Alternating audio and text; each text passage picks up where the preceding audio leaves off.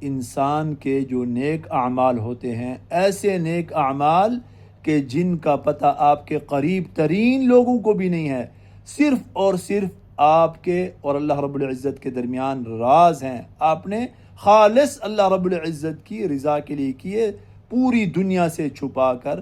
تو ایسے جو نیک اعمال ہیں وہ آخرت میں تو کام آئیں گے ہی، دنیا میں بھی مصیبتوں اور پریشانیوں میں کام آتے ہیں، مصیبتوں اور پریشانیوں سے چھٹکارا پانے کے لیے۔ آخرت میں کیسے کام آئیں گے؟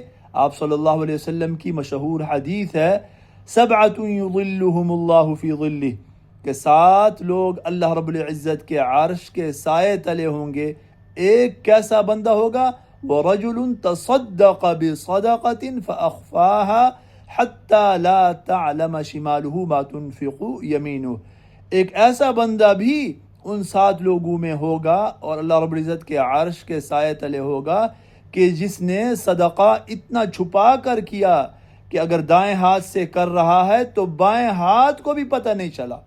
اتنا خفیہ اور اخلاص سے صدقہ کرنے والے کو اور نیک عمل کرنے والے کو اللہ رب العزت اپنے عرش کے سائے تلے جگہ دیں گے، جس دن کوئی سایہ نہیں ہوگا اور ہر کوئی پریشانی میں مبتلا ہوگا، یہ اللہ کے عرش کے سائے میں آرام سے مزے کر رہا ہوگا۔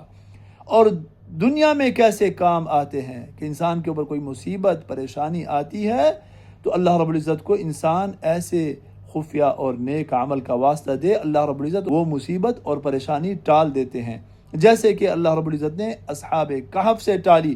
اصحاب کہف کے بارے میں آپ نے سنا ہوگا کہ ان میں سے 3 لوگوں نے اللہ رب العزت کو اپنے خفیہ نیک اعمال کا واسطہ دیا تو اللہ رب العزت نے وہ پتھر ہٹا دیا اور وہ 309 سال کے بعد غار سے باہر آ گئے۔ تو میرے اور آپ کے لیے سوچنے کی بات یہ ہے کہ خدا نخواستہ اگر ہم کسی مصیبت و پریشانی میں پھنس جاتے ہیں، کیا ہمارے پاس کچھ ایسے نیک اعمال ہیں کہ ہم ان کا اللہ رب العزت کو واسطہ دیں اور اس مصیبت اور پریشانی سے چھٹکارا حاصل کر لیں؟ میرے محترم دوستو، ضرور ایسے نیک اعمال اپنے پاس رکھنے چاہیے، اپنے ذخیرے میں رکھنی چاہیے۔ آپ صلی اللہ علیہ وسلم نے اپنے صحابہ کو اس کی ترغیب دی ہے، چنانچہ آپ صلی اللہ علیہ وسلم نے فرمایا ہے، من استطاع منکم ان تکون له خبیئۃ من عمل صالح فلیفعل۔ تم میں سے اگر کوئی انسان یہ کام کر سکتا ہے کہ اس کے کچھ خفیہ نیک اعمال ہوں تو وہ یہ کام کر گزرے، اپنا ذخیرہ بنا لے ان نیک اعمال کا۔ اللہ پاک ہمیں بھی نصیب فرمائے۔